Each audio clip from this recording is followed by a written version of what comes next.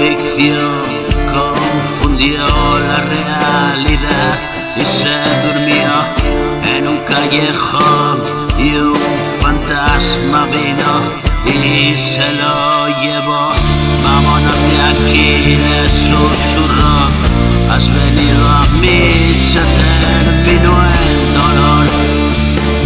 Un abrazo intenso le arropó, igual que un niño en brazos no luchó.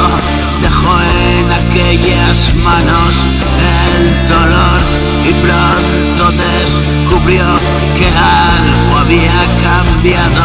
Se paró la manecilla en el reloj, el mundo se cayó alrededor.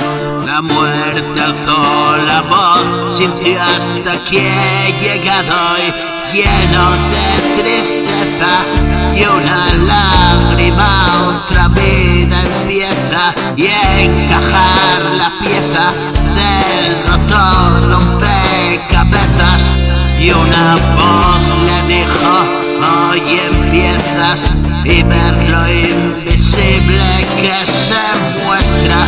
Sus ojos cerrados, una habitación inmensa, luz por todos lados y no es material, pero siente el estado, goza en la agonía de morir, pero se siente a salvo, así se cumple el devenir de algo que no sabe bien cómo explicarlo. Para el mundo fibrilando, abriendo una puerta al otro lado. Déjame escapar de aquí, he visto algo, es a donde quiero ir y sin embargo hoy he vuelto aquí, quiero contarlo y Dios sí